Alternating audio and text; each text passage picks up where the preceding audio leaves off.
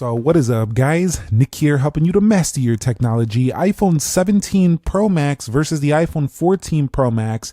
In 2026, we're now just coming up on Q2.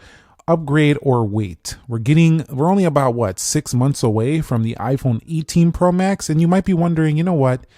Tax season's around. I'm thinking about getting rid of my 14 Pro Max. I've been eyeballing the 17 Pro Max, and you might be about to get ready to get one. Let's talk about it here. Let's talk about if it's worth doing at this current time, the 3-year upgrade cycle for this phone. This is a 2025 phone. Now, I've been seeing rumors that the 17 Pro Max's upgrade to the 18 Pro Max is mostly just going to be for the area of color. So we might just be seeing the same type of phone with newer colors. So if you're looking for maybe a deeper maybe like a red burgundy that might be coming. We might be seeing like a purple like color on a new one. But yeah, if you're looking for new colors and you're not a big fan of the current color options, you probably just want to wait at this point. But that's about the main thing I think we're going to see. We're going to also see probably a faster chip, of course, improved cameras per usual, better battery life, you know the drill, a smoother iOS 27 as they're going to focus on enhancing the overall performance. So if that's something you're willing to wait for, it might be worth it. However, the 17 Pro Max is a pretty great phone right now, and we'll begin by talking in another area, which is the A19 Pro versus the A16 Pro. So in the iPhone 14 Pro Max, you do have a very fast, did I say A16 Pro? It's A16 Bionic. We have the A16 Bionic, and this phone right here does give us a very nice performance, including 6 gigabytes of RAM, a clock speed of 3.46 gigahertz. But because this device does not have the ability to do AI, that could be a setback for some.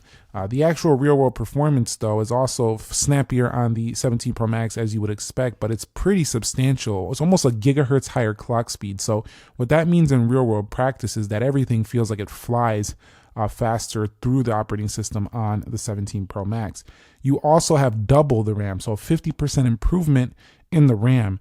That means that if you bought this phone today, you won't want to be looking at another iPhone probably for 3 to 4 years, maybe 5 to 6 if you're definitely a longer term user. Now, operating daily, the iPhone 14 Pro Max to me does stutter a few times here and there, but it's nothing serious. Most people tell me that their 14 Pro Max experience these days is incredibly stable. They don't have too many issues, and it's like they don't even need a new phone. So that's a statement for people who want to keep them. But the truth is that we still have upgrades for those of you who might be looking right now. And one of those major upgrades, besides just performance, is the cameras. So this was the first iPhone with a 48 megapixel sensor, which was very nice for the time. Although because that 48 megapixel sensor does have a different aperture, you have to kind of like frame it. Sometimes you can get stuff out of focus if you don't take the proper distance of the phone. But most of the time, everything is pretty sharp and looks pretty amazing. However, when you start zooming in, you're going to max out at 15x zoom. Now, for a lot of people, that's enough, but it's not super far zoom. I mean, a lot of competitors, even cheap budget phones, have way more zoom than this, which is a little bit weird to say for a flagship phone, but it does have the ultra wide, and it does have those older front-facing cameras, so they're not quite as ultra wide on the front. So I would say yes, I think the upgrade is worth it. It's not overhyped if you're talking about camera. Not only do you have a smoother holding phone when you are taking photos because of the more rounded corners here, you also have a nice camera control button that easily allows you to get into the phone. And these cameras on each lens look like they all match up because they are all 48 megapixel sensors. So all of them are more consistent. This is more like a modern version of the 13 Pro Max when everything was 12 megapixels.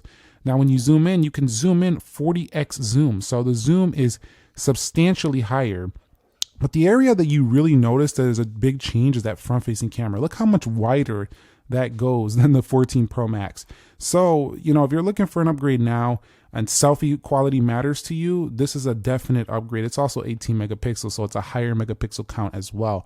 So 17 Pro Max, I would say 100% yes if you've been holding off with the 14 Pro Max for cameras. Of course, if you wait a little bit longer and you're fine with the cameras now on 14 Pro Max, you will be getting even more substantial upgrades. That's probably going to be one of the main focuses of the 18 Pro Max's camera, is always an area that can see room for improvement.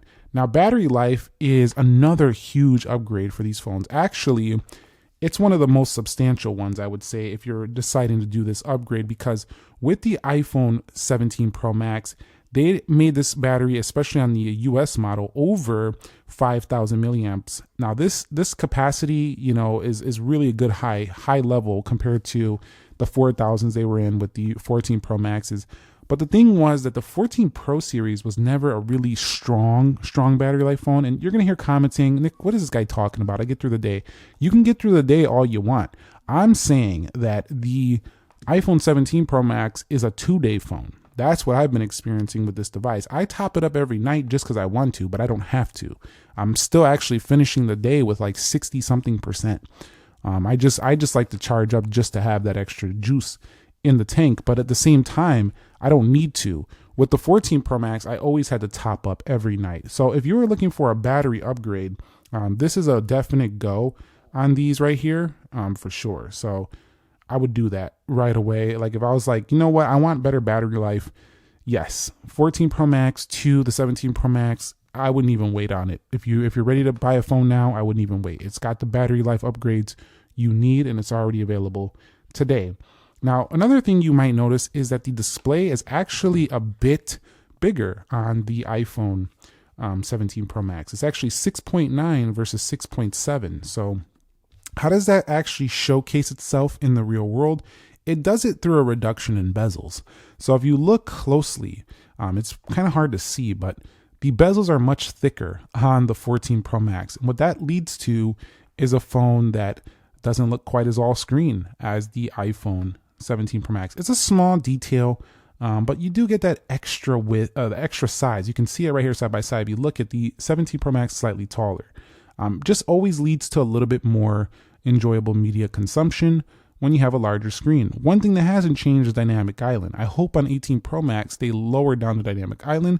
And if you're looking for a dynamic island reductions or something of that caliber, like where they're going to change this size, that's definitely something you're probably going to want to wait for. So if that's you, I wouldn't upgrade, because your dynamic island experience is exactly the same. This was the iPhone that brought the dynamic island to the table. Now, an area I want to talk about as well when we're talking about should you do the upgrade now is a design shift, because this is a major departure in terms of like the feel. They were kind of sticking with the iPhone 12 like design, 12 Pro Max, 13 Pro Max.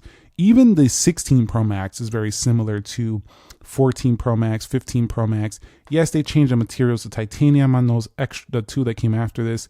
But this is a stainless steel boy, and this thing feels like a tank. So one of the things I notice every time I pick this up is I feel like this feels more luxurious. This titanium, it's like kind of like when you look at like an older vehicle that has like wood grain, it has like the metals, the real metals on the dash, and then you go to a new car and yeah, it's nicer, it's got the new tech and all that, but the materials are lighter and kind of like cheaper feeling by comparison to your old vehicle that had like all those premium materials. You know what I'm saying? Like if you've ever seen some of the older cars in the car game versus like the newer ones, it's kind of an analogy I feel like with these phones. This is lighter, functional, more high tech, but at the same time, these materials do feel not as premium. However, I like them for functionality. So we're choosing functionality over form here, because while this form does feel a little bit cheaper, the aluminum, it does give you better function because the phone doesn't get as hot as the 14 Pro Max, which is notorious for me for getting warm under heavy use, and especially with charging it while using it. This phone right here definitely doesn't give me any heat issues like ever. So even without a case on it. So it's incredible. This phone right here, if you care about thermal management, this is a 100% recommend.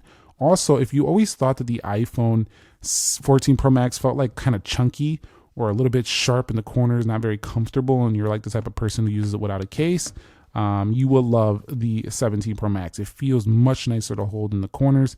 It feels like a phone that was really designed to be used without a case, the iPhone 17 Pro Max. But most people won't, and I totally understand. You want to protect that investment. I'm just saying that you can tell that Apple worked on the feel of it in hand. So I do like that about this. So technically, I could talk all day your ear off about the difference in materials, but the fact of the matter is stainless steel is just a more premium material versus aluminum. But aluminum on a phone makes a lot of sense because it disperses heat better.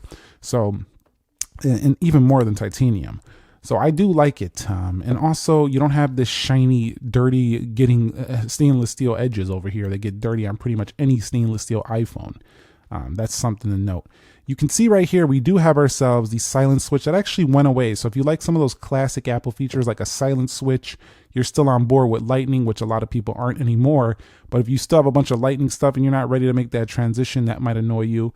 You do have this 5G antenna. Apple actually has integrated that 5G into the body of the phone, but you have a camera control now over there, and you don't have a silent switch anymore. You have an action button right here, which can be used as a silent switch or a flashlight or pretty much anything you want to use for it.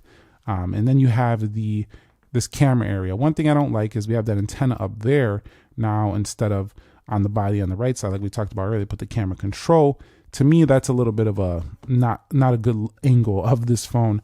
However, one thing I do like is that with this camera plateau right here, when you place this on a table, this thing doesn't rock at all.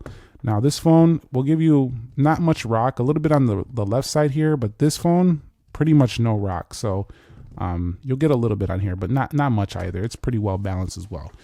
So overall display, the design shift, you really got to decide. Do you want that function or do you still like that beautiful form of stainless steel? Now, when it comes to the software perspective, you are basically looking at the same thing. You're looking at iOS 26. However, what you're not looking at the same is this has Apple Intelligence. So that is a big deal for those of you out there who do want to do the new Siri. You want to do the visual intelligence where you hold this down. You can go ahead and ask questions about whatever you're taking a photo of. If I turn it around this way, I bet you it'll get it. Let's go like that.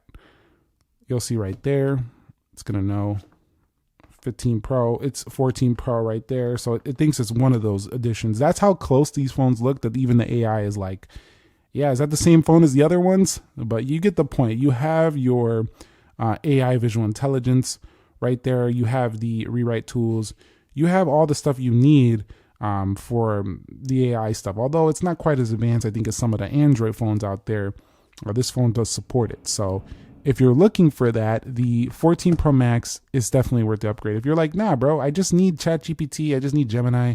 Well, those are cloud-based. You just need Claude. You can just use it on here. You know, you just use the AI models on here. So it's not a big deal if that's all you need for AI. So that's about it. That's all I got to really say about AI. If you're using the on-device AI, you need to go up to the 17 Pro Max. If not, then you're fine. Now, one of the areas that the iPhone 17 Pro Max is probably worth it is for video creators. Reason why is that they've improved the actual quality of the videos themselves. You have better slow motion and you have better pro features within the video area of the phone. You got to still scroll down over here to camera to access everything. Let's go ahead and just type it in. I don't want to go looking for it. You just got to type it in. When you go to formats, you do have more formats than ever, and you do have more ProRes options and things of that sort, just to give you more of a pro feature. You've been seeing some people actually using these iPhones now for broadcast level video. So if you're serious heavy in video, I do think that the iPhone 17 Pro Max is a major upgrade for you over this one. Also has better audio recording from the phone itself. While the 14 Pro Max is no slouch, it's not on the same level. So just keep that in mind. For video editors, definitely, or video creators, excuse me, this is definitely closer to that DSLR replacement you've been looking for years. But the iPhone 14 Pro Max, still solid, very solid. Still, I'd say pro level phone, but not quite at that level of the 17 Pro Max. But it's getting to that level where it's like, are you really using all that ProRAW stuff? Are you really using all that resolution control? And are you really putting this on a tripod and a gimbal and you're doing all the serious stuff? If you're not that serious of a level, you're not going to seriously notice that much of a difference for yourself. So I think we covered the areas I wanted to cover. You are still getting a solid amount of trade-in value on this phone. Not a massive, but you still can knock a few $100 off the iPhone 17 Pro Max's retail price if you traded that in. The question is, do you upgrade now, skip, or just wait out for the iPhone 18? And my take is that if you have money in hand now, or you just plan on buying right now, and you're sick of waiting for an upgrade, your battery's getting trashed, maybe you cracked your screen, I think it's a go. I think it has all of the things you might need. You may not love Cosmic Orange, but you can get this in that deeper blue color. You can get this in silver, and you have options out there in terms of the colors. You got like 3 different options. But if you are like, no, I don't really need, I was just wondering if I should upgrade in terms of actual performance and stuff. I think daily performance is still fine on here. You maybe were wondering how big of a change is it going to be over the camera. It's a big one, but how much do you use the camera? If you're just a regular user, it's probably not necessary. It's a tight call, but I think for specific situations, if you're ready to go, yes. If you're like still fine, your phone's not messed up, I think waiting for the 18 Pro Max will be a better option if it's not like a need thing right now. Like you're not rushing to upgrade. Then I think you might want to wait it out because we're only 6 months away. So that's my take right now on the 14 Pro Max upgrade our way to the iPhone 17 Pro Max. Let me know if you decided to upgrade, you're going to upgrade, or you have any other questions related to this topic as you're getting closer to your decision. And thumbs up if you enjoyed it. Subscribe if you haven't already. Nick here. Be sure to be well, and peace.